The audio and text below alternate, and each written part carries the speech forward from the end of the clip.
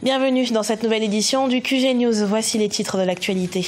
Intensification de la coopération entre le Kenya et la Chine.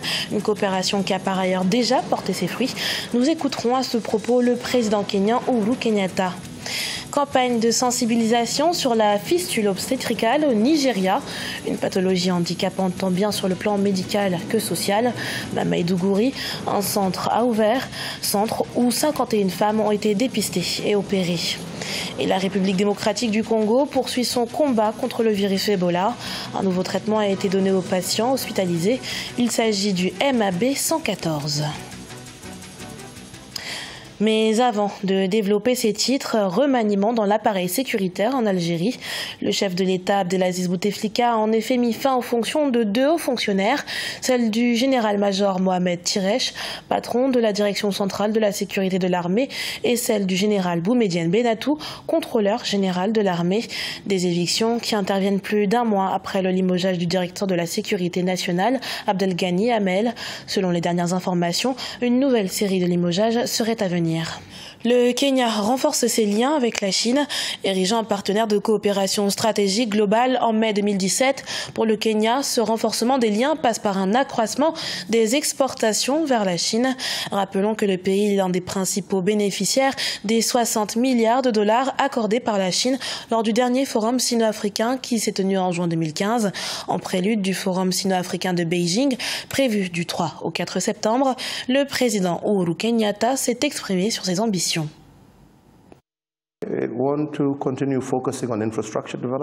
Je veux continuer à me concentrer sur le développement des infrastructures. Je suis impatient d'attirer des investissements chinois au Kenya. Et je souhaite également voir comment nous pouvons commencer à réduire notre déficit commercial en augmentant les opportunités pour davantage de produits kenyans, d'accéder au marché chinois. Le développement ferroviaire était également une de nos priorités.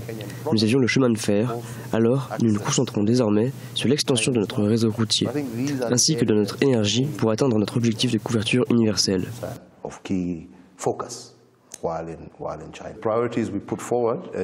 Nous ferons ensuite un pas décisif avec l'inclusion. Comme je l'ai dit, nous allons essayer d'attirer et d'encourager les investissements chinois. Pour cela, nous mettrons en avant notre position stratégique, la qualité de nos infrastructures et le sérieux de notre travail.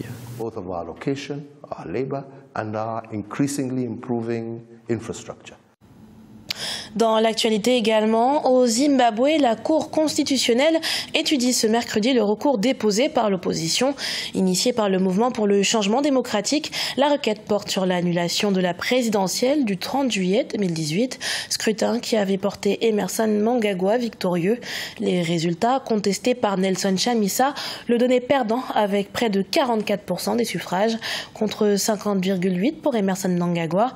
Rappelons que la requête du MDC a provoqué le report de l'investiture d'Emmerson Mnangagwa, initialement prévu le 12 août.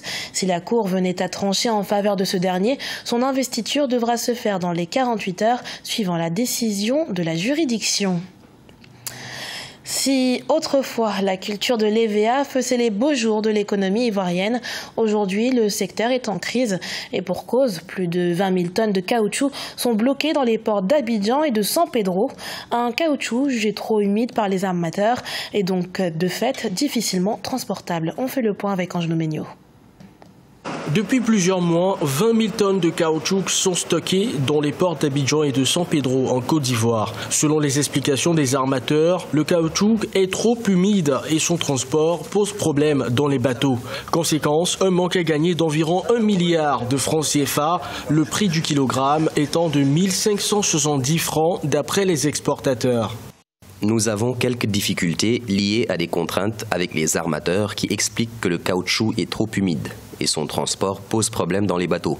Ils soutiennent que le produit salit les bateaux et peut contaminer d'autres produits consommables. Pour résoudre ce problème, les exportateurs du caoutchouc naturel de Côte d'Ivoire comptent travailler sur l'absorption du liquide des productions sur place. Cette mesure devrait leur permettre de relancer les activités dans les prochains jours. Il y a un projet qui a été mis en place qu'on appelle le projet d'appui au secteur agricole en Côte d'Ivoire. Et ce projet-là s'occupe de la filière EVA également. Ce qu'il reste à faire maintenant, c'est de chercher à proposer un plan d'amélioration de performance des projets qui appuient les filières stratégiques de Côte d'Ivoire, dont la filière filière EVA. Mais je pense que pour éviter ce genre de problème, il faut avoir une planification stratégique, il faut avoir une vision. La Côte d'Ivoire produit près d'1 million de tonnes de caoutchouc par an. Avec une hausse de 80% entre septembre 2016 et février 2017, le matériau retrouve des sommets qu'il n'avait plus atteints depuis la fin de 2013. Près de 6000 femmes sont touchées par la fistule obstétricale en Afrique, une pathologie souvent associée à l'accouchement pratiqué dans de mauvaises conditions. À Maïdougouri, au Nigeria, un centre de réparation de la fistule obstétricale a ouvert ses portes, apportant soins et réconfort aux femmes touchées par cette complication aux conséquences multiples, tant sur le plan médical que social. Cheikh Omar Bandaougou.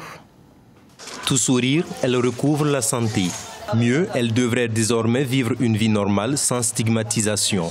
À 19 ans, cette jeune femme nigériane vient d'être guérie de la fistule obstétricale après 3 ans de souffrance. Elle a été prise en charge dans le cadre d'une campagne lancée par le Fonds des Nations Unies pour la population en collaboration avec la Fondation nigériane de fistule dans la ville de Maïdougouri pour tenter de mettre fin aux fistules. Nous devons tout d'abord mettre la main sur elles, parce que lorsque les filles tombent enceintes avant l'âge de 18 ans, que ce soit dans le mariage ou en dehors du mariage, il y a une tendance accrue qu'elles puissent avoir un accouchement à terme dépassé. 154 femmes ont été enregistrées pour être traitées. 51 d'entre elles ont déjà été opérées. En plus des soins, des campagnes de sensibilisation et une éducation des hommes à ce sujet sont initiées. Nous travaillons au niveau communautaire en formant des mobilisateurs capables d'éduquer les femmes à comprendre l'importance de la préparation avant la naissance, à comprendre l'importance de l'accouchement dans un hôpital et éduquer les hommes pour qu'ils soutiennent leurs femmes pendant la grossesse et l'accouchement. On estime à plus de 2 millions le nombre de jeunes femmes qui vivent avec une fistule obstétricale non soignée à travers le monde. Ce sont entre 50 000 et 100 000 nouveaux cas qui sont recensés chaque année. Et le plus grand nombre de ces cas est recensé dans l'espace CEDEAO. S'agirait-il de la molécule qui mettra fin à l'épidémie de virus Ebola? En République démocratique du Congo, le MAB 114 a été donné aux patients dans le Nord Kivu, un traitement expérimental créé par le professeur Jean-Jacques Mouyembe, directeur général de l'Institut national de recherche biomédicale. Adijatou Badawi.